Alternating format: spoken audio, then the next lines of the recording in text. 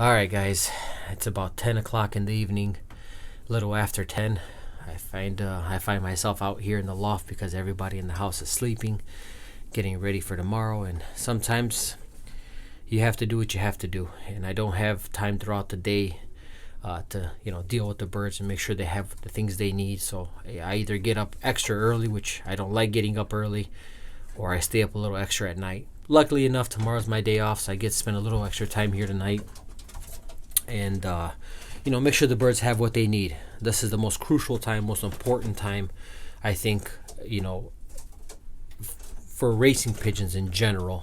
Most fancy guys, I don't think breed at this time, but for us racers, this is the most important time. This is when your winners are bred. This is where all your good pigeons are going to come from come August when racing starts. So if you slack now, don't expect much at the beginning of the race season. Make sure the hens have all the grit they need. Make sure they have all the best feeds. This is the time. It's cold here in Michigan. It's single digits. So I don't want to disturb them too long. But make that time. However it is, like myself, I'm out here late at night when everybody else is sleeping. This is my time with the birds, and they need it. This is absolutely crucial. I remember last year how hard of a time I had breeding, and I spent a lot of time in the hospitals with my little one and things of that nature. So the birds didn't get the care they needed, and it showed. This year I'm going to try to do things a little bit different. I'm going to try to make it out here at least once a day to make sure they have everything they need, and go from there. I do leave extra feed in the troughs because it is so cold, so I'm not worried about them going hungry. I just come here, like I said, once a day at least to go through the birds, make sure they have what they need. But nonetheless, guys, let's move on to pair number 10. Unfortunately, they are in the bottom box, so I'll find myself kneeling down again. No big deal, guys. Here we have my boy Phoenix. Phoenix is the bird I held back this year. He was a good racer. He was first drop on the 250.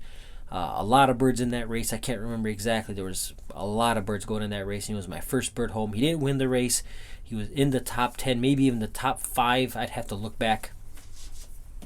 And the reason I held him back and I didn't send him to... I'd sent him to a few races afterwards, but he never made it to the 400 at the end of the year because I knew I was going to send Casanova. And I think at that point I had already sent Casanova off to my uncle to be bred. And I wanted to hold him back. He was my favorite son of Casanova this year.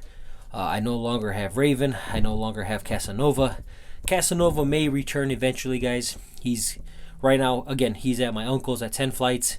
He's going to be bred extensively across all different hens, some that are related, some that are not. I can't guarantee that there'll be Casanova babies up for sale, but if there will be, you guys will be the first to know. Casanova's been a stupendous pigeon for me, a super breeder. Again, for my loft, for my club performance, I can't say he's going to be good anywhere else, but I can guarantee you he's bred a lot of good birds for me. This is Phoenix. Phoenix this year has been bred over this gigantic hen. She is a two-hander, and I'm not even kidding. If she wasn't on eggs right now, I would demonstrate how large she is.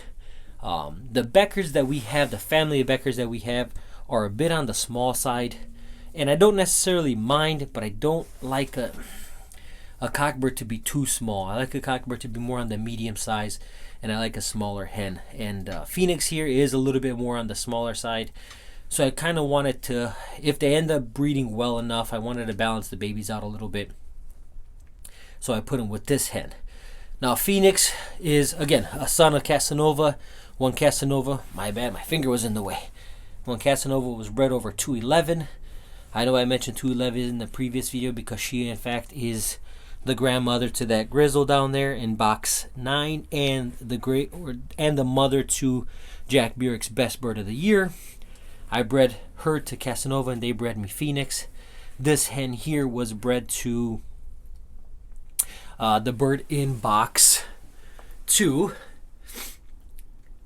I think I call him Connie. Was bred to Connie in 2020, and they bred a 300-mile winner.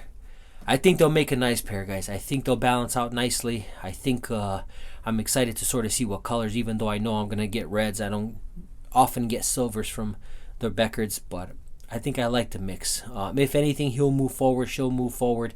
I'm just sort of reluctant to use her because of just the size. I mean, you can see she almost fills that whole bowl. She's just been such a good breeder. Like, I can't not continue breeding out of her. If she proves herself to breed another winner this year or another super pigeon, because they, can't win them all, but at least they're going to be a top. At least if they're top pigeons, I'm going to keep moving forward. And I'll just keep putting her on smaller birds and continue, because it's the genetics that you want. It's not necessarily, she's large because she just may be large. I don't know. I don't have her parents necessarily, but I do know that her mother was a state winner. I don't know if they still have the state races, but in 2014 or 15 there was another state race and she won that race. And I think that's all clubs in the state of Michigan. I'm not 100% sure, but obviously they call it a state race. So I think a good mix, guys. I'm excited about this pair as I am about the rest. We'll see. I'm excited to see what they do this year. More than anything, I'm excited to see if I can move forward with Phoenix. Hopefully he takes over Casanova's line, Casanova's spot, and we'll go from there, guys. Pair number 10.